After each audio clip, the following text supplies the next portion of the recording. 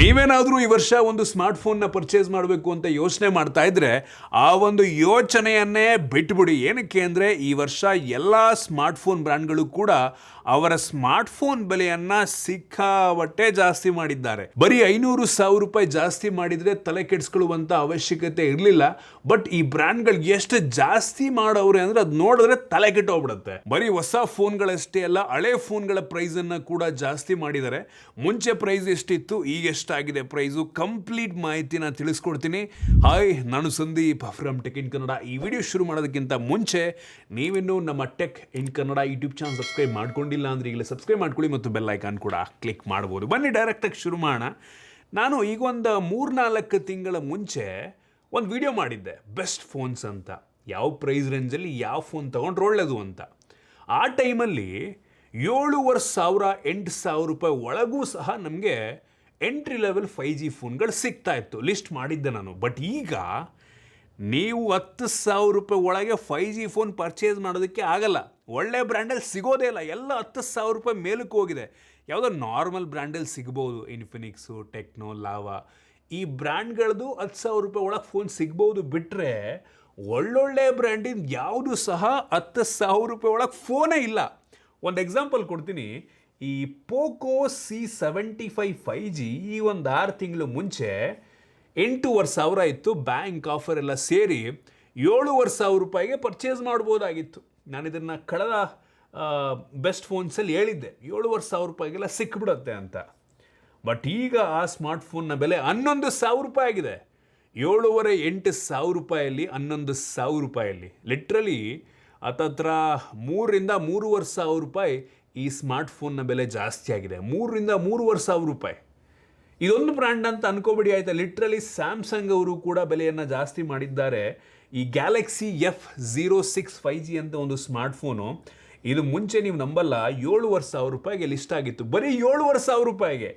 ಈಗ ಈ ಸ್ಮಾರ್ಟ್ಫೋನ್ನ ಬೆಲೆ ನೋಡ್ತಾ ಇದ್ದೀರಾ, ಬೇಸ್ ವೇರಿಯಂಟೇ 11,500 ರೂಪಾಯಿ ಇದೆ. 11,500, 4,000 ರೂಪಾಯಿ ಜಾಸ್ತಿ ಆಗಿದೆ ಗುರು. 4,000 ರೂಪಾಯಿ ಏನು ಬೆಲೆ ಇಲ್ವಾ?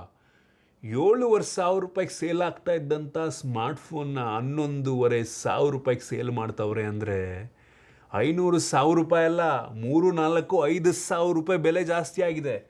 ಯಪ್ಪ ದೇವ್ರೆ. ನೆಕ್ಸ್ಟು ಪೋಕೋದು M7 Plus ಅಂತ ಒಂದು ಫೋನ್ ಇತ್ತು. ಈ ಸ್ಮಾರ್ಟ್ಫೋನು ಮುಂಚೆ ಒಂದು 11,500 ರೂಪಾಯಿಗೆಲ್ಲ ಲಿಸ್ಟ್ ಆಗಿತ್ತು ಆಯಿತಾ. 11,000-11,500 ರೂಪಾಯಿಗೆಲ್ಲ ಸಿಗ್ತಾ ಇತ್ತು. ಈಗ ಈ ಸ್ಮಾರ್ಟ್ಫೋನ್ನ ಬೇಸ್ ವೇರಿಯಂಟು 14,500 ರೂಪಾಯಿ. Next Vivo T4X. ಆ್ಯಕ್ಚುಲಿ ಈ ಸ್ಮಾರ್ಟ್ಫೋನ್ ಲಾಂಚ್ ಆದಾಗ ನಂಗೆ ಅನ್ನಿಸ್ದಂಗೆ ಏನೊಂದು 12,000-12,500 ರೂಪಾಯಿಗೆ 13,000 ರೂಪಾಯಿಗೆಲ್ಲ ಸಿಕ್ಬಿಡೋದಾಯ್ತಾ. ಬಟ್ ಈಗ ಈ ಸ್ಮಾರ್ಟ್ಫೋನ್ನ ಬೇಸ್ ವೇರಿಯಂಟು 17,000 ರೂಪಾಯಿ ಇದೆ. 17,000 ಏನು ಮಾಡೋದು ಗುರು? ಹಿಂಗಾಗ್ಬಿಟ್ರೆ 3,500 ರೂಪಾಯಿ ಅಪ್ರಾಕ್ಸಿಮೇಟ್ಲಿ ಬೆಲೆ ಜಾಸ್ತಿ ಆಗಿದೆ. 3,500 ರೂಪಾಯಿ. Next Motorola. ಇವರು ಇರೋದ್ರಲ್ಲಿ ಸ್ವಲ್ಪ ಜಾಸ್ತಿ ಹೈಕ್ ಮಾಡಿಲ್ಲ, ಸ್ವಲ್ಪ ಕಡಿಮೆ ಆಯ್ಕೆ. ಬಟ್ ಸ್ಟಿಲ್ ಇವರು ಕೂಡ ಮಾಡಿದ್ದಾರೆ ಆಯಿತಾ. ಸೊ ಈ ಮೋಟೋರೋಲಾ G57 ಪವರ್ ಸ್ಮಾರ್ಟ್ಫೋನು ಮುಂಚೆ 15,000 ರೂಪಾಯಿ ಒಳಗೆ 12,000-13,000 ರೂಪಾಯಿಗೆಲ್ಲ ಸಿಕ್ಬಿಡೋದಾಯ್ತಾ. ಒಂದು ಒಳ್ಳೆ ಸ್ಮಾರ್ಟ್ಫೋನ್ ಆಗಿರ್ತಾ ಇತ್ತು. ಸೊ ಆ್ಯಕ್ಚುಲಿ ಲಿಸ್ಟಿಂಗ್ ಪ್ರೈಸ್ ಬಂದ್ಬಿಟ್ಟು ಸ್ಟಾರ್ಟಿಂಗ್ ಲಾಂಚ್ ಆದಾಗ ಏನೊಂದು 13,500 ರೂಪಾಯಿ ಇತ್ತನೋ, ಬ್ಯಾಂಕ್ ಆಫರ್ ಸೇರಿ 12,500 ರೂಪಾಯಿಗೆಲ್ಲ ಸಿಕ್ಬಿಡೋದು. ಸೊ ಈಗ ಈ ಸ್ಮಾರ್ಟ್ಫೋನ್ನ ಬೆಲೆ 16,000 ರೂಪಾಯಿ ಆಗಿದೆ. 2,500-3,000 ರೂಪಾಯಿ ಬೆಲೆ ಜಾಸ್ತಿ ಆಗಿದೆ. ಏನು ಮಾಡ್ತಾರೆ ಹಿಂಗಾಗ್ಬಿಟ್ರೆ. ಮತ್ತು ಪೋಕೋ F7 ಲಾಂಚ್ ಆದಾಗ ನಿಮಗೆ ನೆನಪಿರ್ಬೋದು, ಈ ಸ್ಮಾರ್ಟ್ಫೋನ್ 30,000 ರೂಪಾಯಿಗೆ ಲಾಂಚ್ ಆಗಿತ್ತು. ನಾನೇ ಪರ್ಚೇಸ್ ಮಾಡಿದ್ದೀನಿ ಅದನ್ನ 30,000 ರೂಪಾಯಿಗೆ ನಾನೇ ಪರ್ಚೇಸ್ ಮಾಡಿದ್ದೀನಿ. ಆ ಒಂದು ಸ್ಕ್ರೀನ್ಶಾಟ್ ನಾನು ನಿಮಗೆ ತೋರಿಸ್ತಾ ಇದ್ದೀನಿ. ಈಗ ಈ ಸ್ಮಾರ್ಟ್ಫೋನ್ನ ಬೆಲೆ ಬೇಸ್ ವೇರಿಯಂಟಿಗೆ 36,000 ರೂಪಾಯಿ. 36,000, 6,000 ರೂಪಾಯಿ. ಯಪ್ಪ ದೇವ್ರೆ. ಬರ್ತಾ ಪ್ರೈಸ್ ಹಂಗೆ ಮೇಲಕ್ಕೆ ಹೋಗ್ತಾ ಹೋಗುತ್ತೆ, ಕಡಿಮೆ ಅಂತೂ ಆಗಿಲ್ಲ. ನೋಡೋಕ್ಕೆ ಹೋದರೆ ಆಪಲ್ನವರೇ ಫೋನ್ ಬೆಲೆಯನ್ನು ಜಾಸ್ತಿ ಮಾಡಿಲ್ಲ. ಈ ಉಳಿದ ಆ್ಯಂಡ್ರಾಯ್ಡ್ ಸ್ಮಾರ್ಟ್ಫೋನ್ಗಳ entry level, mid end, high end Android ಫೋನ್ಗಳ ಬೆಲೆ ಹೆವಿ ಜಾಸ್ತಿ ಆಗಿದೆ. ಐ ಎಂಡ್ ಸ್ವಲ್ಪ ಕಡಿಮೆ, but entry level, mid end ಮತ್ತು ಬಡ್ಜೆಟ್ ಕಿಲ್ಲರ್ 40,000-50,000 ರೂಪಾಯಿ ಒಳಗಿದ್ದಂತೆಲ್ಲ ಆ್ಯಂಡ್ರಾಯ್ಡ್ ಫೋನ್ಗಳ ಬೆಲೆ ಹೆವಿ ಜಾಸ್ತಿ ಆಗಿದೆ.